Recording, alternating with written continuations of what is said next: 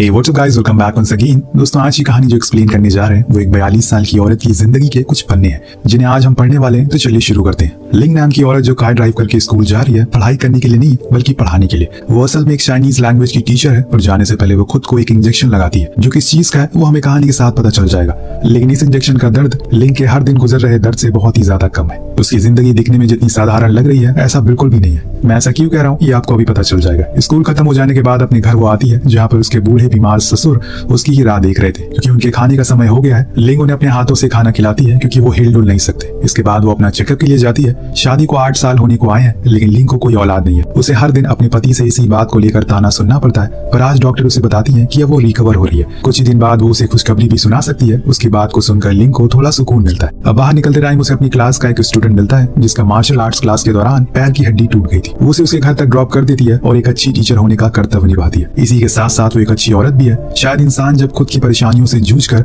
आखिर में थक जाता है तो वैसे ही बन जाता है, एकदम शांत स्वभाव वाला, ना किसी से कुछ बोलना ना किसी को कुछ बताना। घर जाने पर वो अपनी क्लास के पेपर को चेक करती है जिसमें कुछ बच्चों के बहुत ही खराब मार्क्स आए हुए थे। इसीलिए वो डिसाइड करती है कि जो बच्चे चाइनीज लैंग्वेज में वीक है उन्हें वो एक्स्ट्रा क्लासेस देगी, जिसमें कोई भी था जिसकी टांग टूटी हुई है। अब वो अगले दिन स्कूल में जाती है जहाँ कुछ बच्चे उसे अच्छा बिहेव नहीं करते, लेकिन लिंग उन्हें कुछ कहती नहीं है। शायद यही उसका नेचर है। घर आने पर हम देखते हैं कि एंड्रयू जो लिंग का पति है अपने डैड को नहला रहा है। उसी दौरान वो लिंग से टॉवल मांगता है, पर उसकी हल्के से देर हो जाने के बाद उसे ऐसी चीजें सुना देता है जो बताने लायक भी नहीं थी। दोनों की बातों से साफ पता चल रहा था कि ये बस इस रिश्ते को जबरदस्ती निभा रहे हैं। कोई प्यार जैसी नाम की चीज अब दोनों के बीच में खत्म हो गई है। अपने रूम में बैठी हुई लिंग जब टीवी देख रही होती है तो उसी दौरान उसे न्यूज में मलेशिया में हो रहे दंगों के बारे में पता चलता है। वो फौरन अपनी माँ को कॉल लगाती है जो वहीं पर रहती है, पर वो बताती है कि यहाँ पर सब कुछ ठीक है, वो सेफ है, जिसे सुनकर लिंग को थोड़ा सुकून मिलता है। अब अगले दिन जब वो स्कूल जाती है तो हमें पता चलता है कि कोई भी बच्चा उसकी चाइनीज क्लास लेने में इंटरेस्ट नहीं दिखा रहा है। सबको ये सब सीखने में कोई दिलचस्पी नहीं है, सिर्फ एक बच्चे को छोड़कर कोई।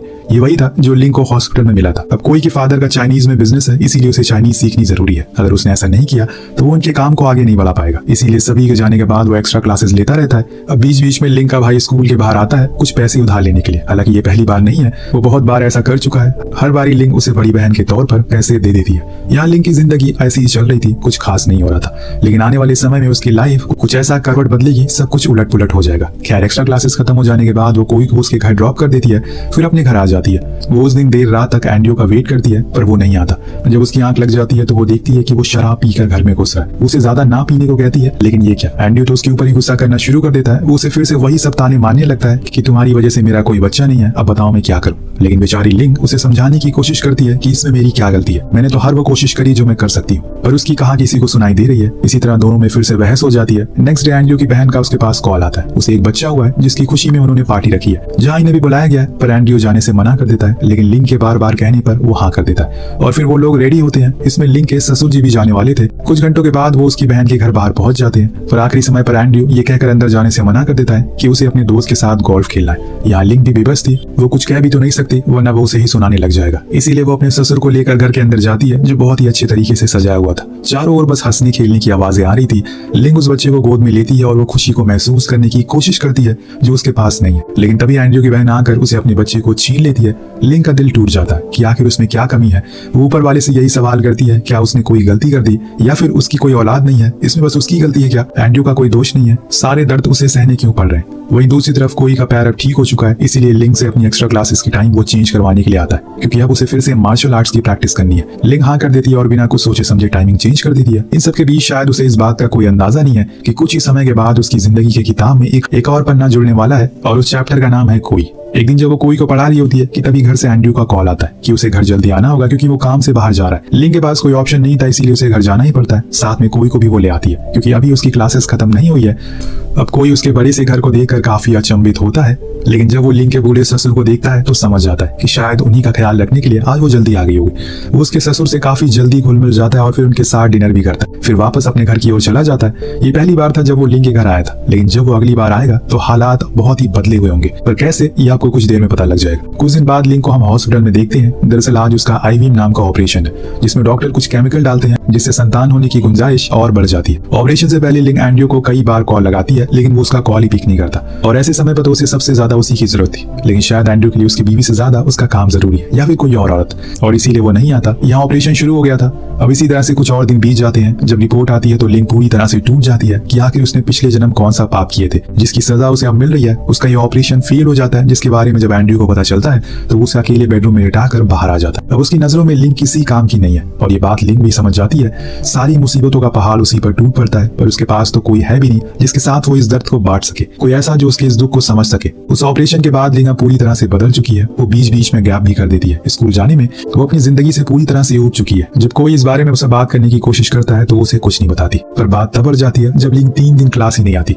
लेकिन कोई कैसे भी करके उसे देखना चाहता है, इसीलिए वो उसे एक लेटर लिखता है। कुछ ही दिन में उसका मार्शल आर्ट्स मैच होने वाला है, हो सके तो उसे देखने के लिए जरूर आए। अब लिंक ध्यान नहीं देती और अपने कामों में लग जाती है, पर जैसे जैसे मैच का दिन करीब आता है लिंक सोच में पड़ जाती है कि क्या वो जाए या फिर नहीं। पर आखिर में वो चली जाती है और वहां जाकर कोई के लिए चीयर्स करने लगती है। यहाँ हम देखते हैं कि कोई उस मैच को जीत जाता है और उसे गोल्ड मेडल मिलता है। उसकी मेहनत यहाँ पर सफल हुई थी, पर कोई के घर से कोई भी नहीं आता उसे चीयर्स करने के लिए, जिसे देखकर लिंक डिसाइड करती है कि वो लोग उसके साथ सेलिब्रेट करेंगे। और इसके लिए वो उसके ससुर और कोई तीनों लोग घर के बाहर जाते हैं खाना खाने के लिए और खूब मस्ती करते हैं। वहाँ पहली बार लिंक को हम कुछ अलग रूप में देखते हैं। वो कोई को बड़े ही प्यार से मुस्कुराते हुए देख रही थी। ये बदलाव क्यों आया, इसकी वजह क्या है, ये तो लिंक को भी नहीं पता। कोई की वजह से उसकी जिंदगी में थोड़ी सी खुशहाली आई थी। अब घर आने पर वो अपने बच्चों के पेपर चेक कर रही होती है। जब कोई की शीट उसके सामने आती है तो उसके हाथ ही चलना बंद हो जाते हैं। वो एक ऐसी जगह थम सी जाती है मानो ऐसा लग रहा है जिस चीज के बारे में वो सोच रही है वही चीज उसके सामने आ गई हो। खैर कुछ दिन ऐसे ही चलता रहता है, पर कोई किसी को कुछ कहता नहीं है। लेकिन स्कूल से वापस आते समय जब लिंक अपने पति को किसी और औरत के साथ देखती है तो उसे समझ आ जाता है कि वो शायद उसकी पत्नी होने का दर्जा भी किसी और को देने वाला है। अभी तो कुछ दिन पहले वो एक डरावने सपने से बाहर निकली है और यही सोचकर वो पूरे रास्ते रोते हुए घर आ जाती है। किसी और को इस बारे में कुछ नहीं बताती, सारे दुख को अपने अंदर समेट लेती है। ससुर की देखभाल करते करते लिंक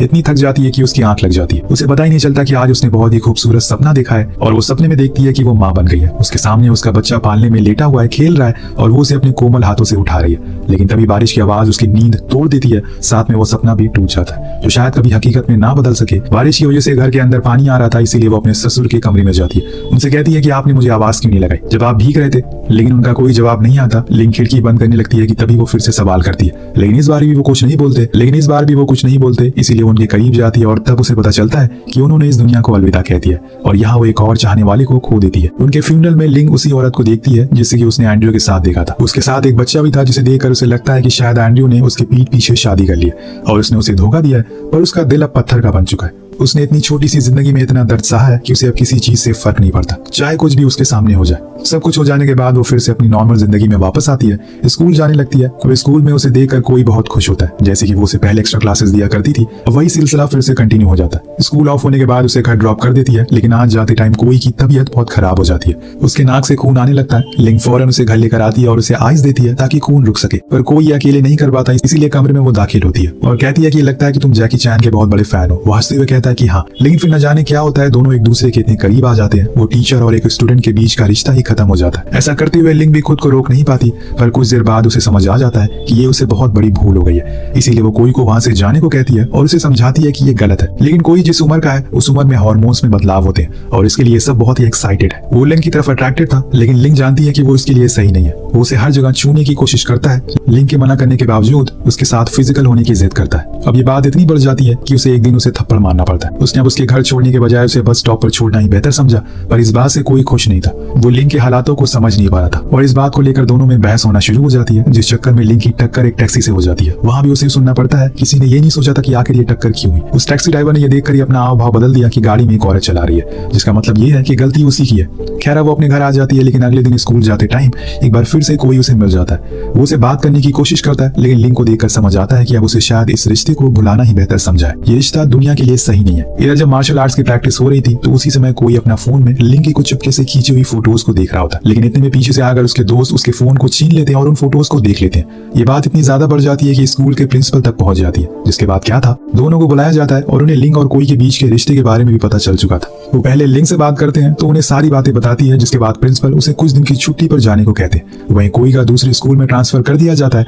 उन्होंने उसे कोई सजा नहीं दी। हालांकि साउथ कोरिया में ये क्राइम माना जाता है, लेकिन प्रिंसिपल का कुछ दिन बाद ही प्रमोशन होने वाला है, इसीलिए वो किसी भी चीज के चक्कर में अपने प्रमोशन को रुकवाना नहीं चाहते और इस बात को यहीं पर खत्म करने को कहते हैं। अब घर जाते टाइम कार में फिर से कोई उसके करीब आने की कोशिश करता है और तब लिंक कार को रोकती है और कोई से पूछती है कि आखिर तुम चाहते क्या हो, क्या दिखाने की कोशिश कर रहे हो कि तुम बहुत मैच्योर हो। ऐसा नहीं है, तुम्हारी और मेरी उम्र में बहुत ही अंतर है। कोई कहता है कि उसका ये पहला ब्रेकअप है और इसके बाद फिर पता नहीं वो उनसे कभी मिल भी पाएगा या फिर नहीं, इसीलिए वो उसे आखिरी बार गले मिलना चाहता है। लेकिन लिंग नहीं मानती और तभी बाहर तेज बारिश होने लगती है। कोई बाहर चला जाता है और वहीं खड़े होकर रोने लगता है। लिंग से ये देखा नहीं जाता और जाकर वो उसे गले से लगा लेती है। उसने उसकी ये मुराद पूरी कर दी और उन दोनों का रिश्ता यहीं पर खत्म हो गया। ये लिंग के लिए रिश्ता बहुत ही बड़ी सीख दे गया। उसने थोड़ी दिन के लिए उसे खुशी मिली थी पर ये रिश्ता सही नहीं था, वो जानती थी। वो घर जाकर उस फैसले पर हामी भरती है जो उसने कभी नहीं सोचा था। उसने एंड्रयू को डिवोर्स दे दिया। वो घुट घुट कर जीना नहीं चाहती है। जब वो घर जाती है तो वहां उसे प्रेगनेंसी टेस्ट में पता चलता है कि वो अब मां बनने वाली है। पर ये किसका बच्चा है इसका जवाब उसे भी नहीं पता, लेकिन अब वो खुश है, चाहे किसी का भी हो, कोई का या उसके पति का। अब वो डिसाइड करती है कि वो सब कुछ छोड़ छाड़ कर गाँव चली जाएगी।